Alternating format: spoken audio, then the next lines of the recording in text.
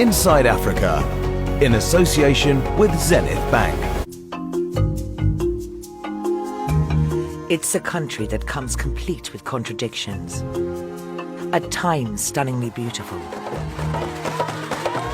Sierra Leone remains a place beset by challenges, many of them health-related. Having successfully overcome the 2014 Ebola crisis, it is still a country that is trying to heal itself with a little help from the outside. Welcome again. Thank you, thank you. Yeah. Africa has lost a lot of her children to the diaspora. But those children are not lost. They've gone away in different countries, they've acquired skills, they've elevated themselves, and I think it's our responsibility as the children that are in the diaspora to never lose that connection. Baby looks good. This is the story of two doctors from Sierra Leone who are committed to improving the health and welfare of mothers and babies. This is Inside Africa.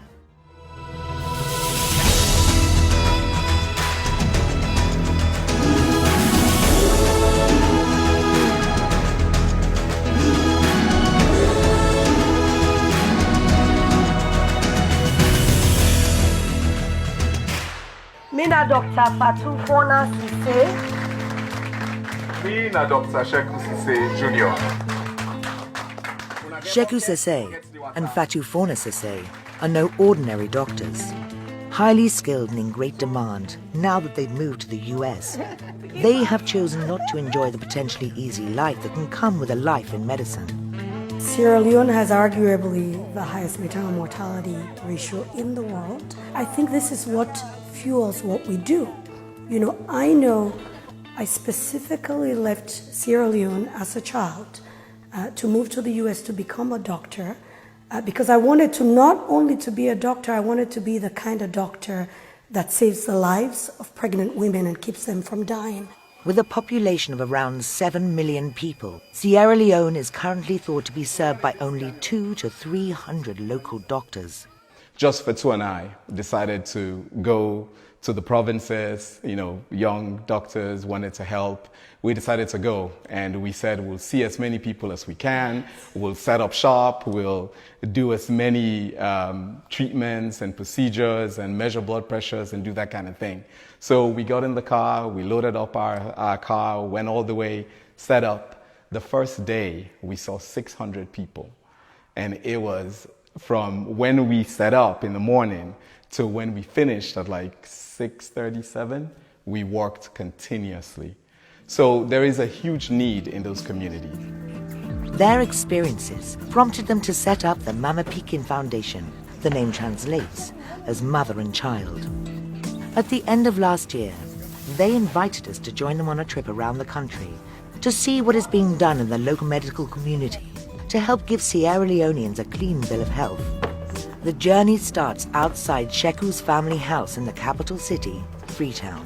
This home is where I grew up. My family owns the house, so we were very fortunate to actually come back to it and live here as a family. When we moved in with my family. We have 4 children. We also brought our dog from the States. So it's a great starting place. It brings back many, many, many fun memories. The reason why we're going to Dian Chiefdom in Konodugu district is because my ancestral lineage is from that side. My grandfather is actually buried in the town that we're going to help. The reason why we wanted to do that is we've been in Konodugu district before. We've been there 10 years, but we want to bring it closer to home. We want to support this community because they've started an initiative where they, on their own, decided to build a clinic. They've actually gone far. They put up 3 structures. They just need help now to finish that project. Konodugu district, where Sheku is from, is actually one of the districts in the country that has very difficult terrain. Lots of mountains, and also it's one of the districts that does not have a lot of clinics. So women sometimes have to walk 2 hours, 3 hours, sometimes even a whole day to go get antenatal care or to go deliver in a health facility. So for a lot of these women, if the nearest health facility is more than a couple of hours away, they just choose to deliver at home. The journey from Freetown to the area they are describing is around 200 kilometers. On a good day, it can take 3 hours. On a bad day, Well, locals here say you've just got to be patient. But the reception they receive makes the journey seem more than worthwhile. The song they sing is in praise of a simple bucket. It is part of a delivery kit devised by Sheku and Fatou. The buckets are used for lots of things. For carrying water, for drinking, for cooking, for bathing the baby, so many things. This is a soap to bathe the baby. And then this is a lapa. A lapa is used when the baby is born to wrap the baby and keep the baby warm.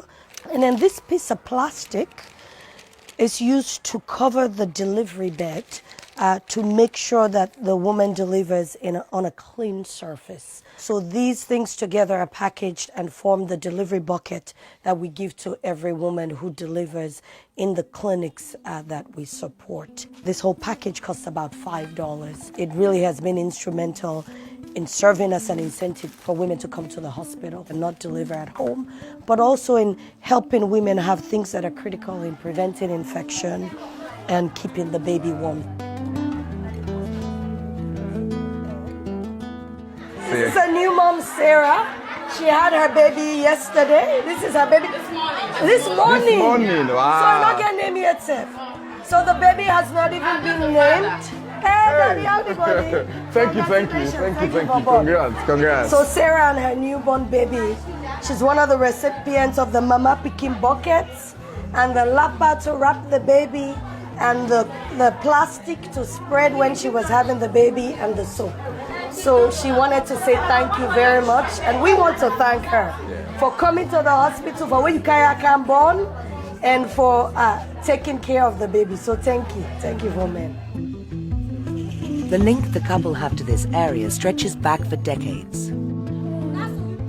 We decided to start with where our parents came from. In fact, when we started, when we had this idea, we talked to our fathers and said we want to do this. And this community, Panlap, is where my grandfather is from. And he's actually buried in this community. So my father actually brought me, introduced me, us to the community, to the chiefs. And we decided to support this community, another community in this same district, and some other communities in the district where Sheku's grandfather is from also. In addition to that, though, this is a clinic that has a large catchment area. So we also wanted to make sure that we have a community where we can reach a lot more people when we focus on one community. So Fatou's right, we came to this because of our ancestral linkage, but it's also a great community because the catchment area is huge. While the couple try to be as hands-on as possible, when they are away, control is left in the hands of locals. We go to the villages, we do sensitization, we do home visiting. We unearth those people that are in the villages that don't want to come to the hospital. At times we do outreach clinics in the communities, so they benefit a lot. They are happy because now we don't have children dying, we don't have maternal deaths in my community. So I thank God for that, and they are happy because we are working 24 hours. Bangora lives, works and sleeps at the clinic. She is one of a small number of health workers who have dedicated their lives to helping people in Sierra Leone's rural communities. Next stop is even further from the beaten track. Much of Sierra Leone is covered in lush green forests. In clearings within them, hundreds of small villages exist. Here, life is simple, yet far from straightforward. The country faces several challenges, many of them connected to the healthcare. For the past decade, husband and wife teams Sheku and Fatou Sese have been trying to address some of the issues.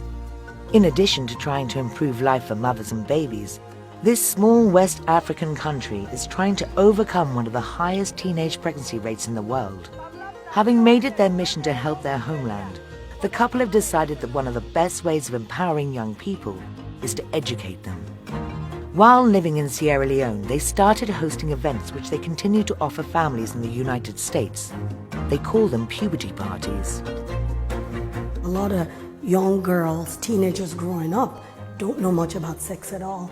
because parents, I think, find it challenging all over the world to talk to their children about their bodies, growing up, puberty, sex, those issues. A lot of, I think, parents find it challenging, and because of that, I didn't know much at all. So welcome to Puberty Party. So we're gonna do this together. You're in good company. Parents just don't talk about sex, and I don't know if they feel that if you ignore this issue, then your kids don't know about it, then they won't have sex. All right, go ahead, you can destroy the donut. I think that means that a lot of young women and young men don't have the information they need. Who knows what that is? I don't want to. You don't know? Who knows? That's so he knows, right? Yes. Well, I think the way we break that barrier is to educate people. And I know it's a difficult process, but we need to educate societies. We need to educate mothers, fathers, societies, and let them understand that even if a child is going to get married at 16 and 15 or 17, their bodies, like Fatou mentioned, are not ready physiologically to have a baby. Sheku and Fatou divide their time between the US and Sierra Leone. We're both from Sierra Leone. We moved to the US and did all of our training here, and I've lived here for close to the past 30 years now. We always maintained a link to Sierra Leone and always went back every year, or sometimes multiple times a year. And I think we probably chose our career paths because of what we saw in Sierra Leone. A trip into the most rural parts of Sierra Leone's Northern Territory brings some of the difficulties of reaching the more remote communities into stark focus. Accessibility can be difficult, and medical supplies are often in short supply. Limited power and a lack of running water can make this a challenging setting to work in.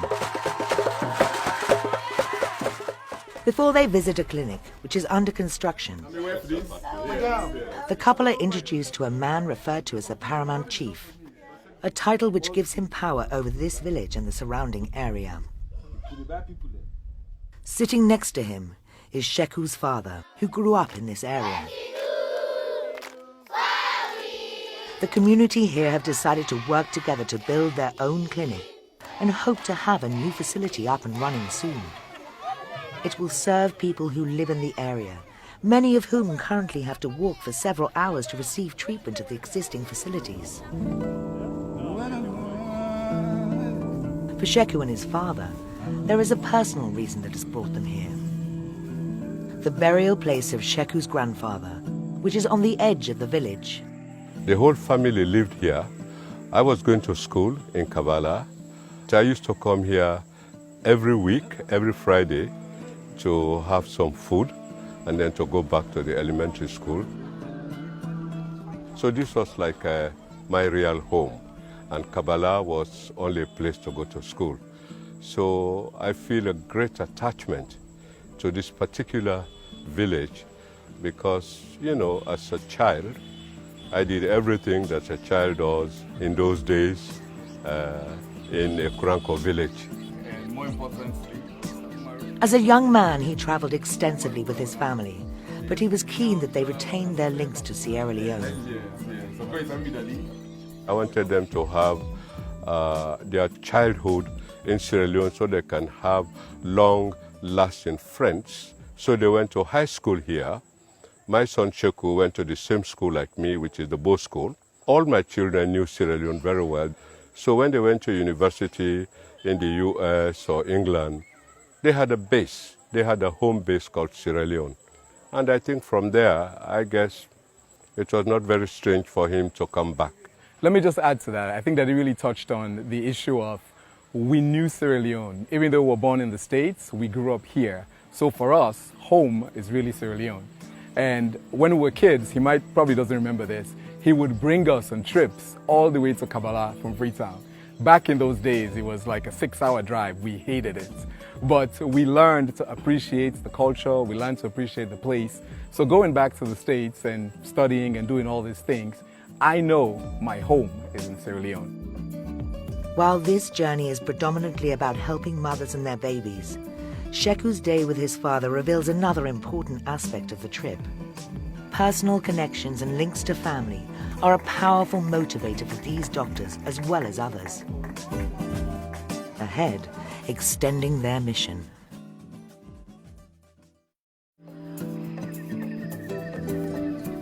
The beaches that are dotted around the Sierra Leonean capital, Freetown, give an impression of serenity and calm. But it's a country that still faces immense medical challenges. In 2015, UN data showed it had the worst maternal mortality rate in the world, with 1,360 mothers dying for every 100,000 live births. So I'm listening to the baby's heartbeat, and the baby's heartbeat is normal, so everything is fine. Many of these problems are being tackled by the country's diaspora. People like Doctors Sheku and Fatou Sese, who have set up the Mama-Pikin Foundation, which strives to help improve maternal health. I think the biggest challenge we had as Sierra Leonean Americans coming back and working in Sierra Leone was the lack of resources. You know, you're used to practicing where there are all the resources you need. We see our colleagues and we realize that these doctors might not have as much, but they are some of the best doctors. You know, I practice in the US where I am an OBGYN. I only do OBGYN things. My practice is focused. But you meet some of the Sierra Leonean doctors who can deliver a baby, they can take care of the baby, they can treat tuberculosis, they can do all of these things because in many hospitals, this one doctor is it. The couple have arranged for doctors from the US to visit Sierra Leone. The exchange of ideas really helped to facilitate mutual respect. So the American doctors had respect for the Sierra Leonean doctors and the other way around. So I think that kind of program where it's an exchange of ideas as opposed to one helping the other really builds respect. One American import that has had a practical impact already is this RV that Sheku and Fatou brought over from the States. The couple have converted it into a mobile clinic. The RV is equipped with a sink, it has a stove, it has a microwave, it has a bed. We actually use it as a clinic, so we have our examination table here. We do keep medical supplies because when we go to rural parts of Sierra Leone, we can take this with us, attach it to the back of the car, and it's a space for us to travel, and when we get there, we can use it as a clinic. On the way to a coastal clinic in a village called York, the couple discussed their work so far. I think it's been a good trip throughout the country. We've had the opportunity to see our different clinics. The foundation supports clinics in 4 districts, and we've gone to 2 of those districts. We're going to the 3rd district now. The locations are different, but the issues are the same. People struggle for their health care. There are challenges with the health of women, children, and families, and so it's been good to see how, as a foundation, we're doing a very small part in contributing to the health of the women, children, and families in Sierra Leone, hopefully to inspire other people to help join in the work that we're doing. When they arrive at their last stop, they're met by a mother with a very personal connection to Sheku. He helped deliver her baby on an earlier trip. She named the baby after him. It's an experience that has stayed with him. What's happening with the Pikin? Well, the Pikin will cough, I kind of hospital. During her conversation with Sheku, she explains how her son died recently due to respiratory problems. News like this is of course heartbreaking and a reminder for the couple of the difficult road ahead.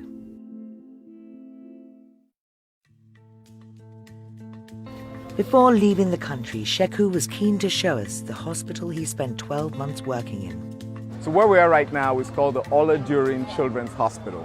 It's the tertiary hospital in Sierra Leone for pediatrics. It's the place where every pediatric patient that comes into this country comes here. So the place I'm going to show you today is called the Special Care Baby Unit. It primarily serves premature babies. Welcome. How are you? So Sister Laga is in charge of the unit. She was my right hand when we were here. Long days.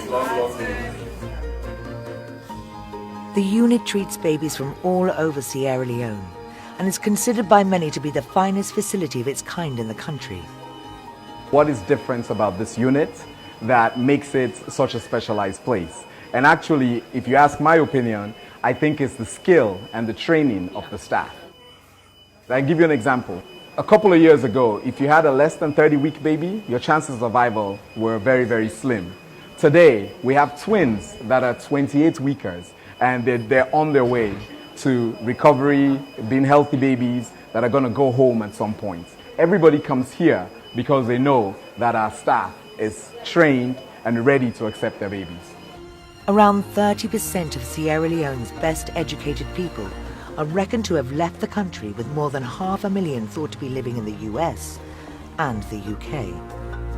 Sheku and Fatu believe that people from the diaspora should do what they can to help their country.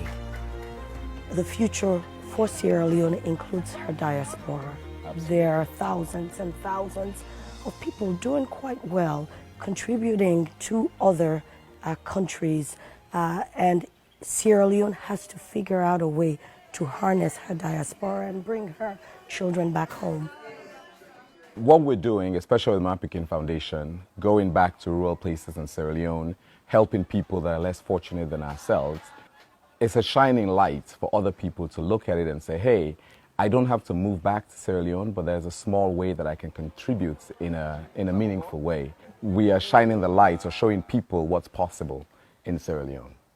I do think most people that leave their countries because of war, because of search of more jobs or education, they always have that in mind. There's that little piece that wants to come back. And, you know, if we've been able to inspire a few people to think of and to make plans to come back, you know, that's a good thing, I think. Medical facilities in Sierra Leone are still a long way behind those found in the US, but this couple are helping to make a difference. While they resume their work in Atlanta, it is their efforts in Sierra Leone that will always remain closest to their hearts. I tell people over and over again, Sierra Leone is the diamond of Africa. Beautiful people, warm people, brilliant, shining people, the beauty of the country, lots of potential, sometimes untapped, because it's a diamond in the rough. We still have a long way to go, but I think we have peace. The country is beautiful. Like Fatu explained, it's a diamond in the rough, but it's a diamond of Africa nonetheless.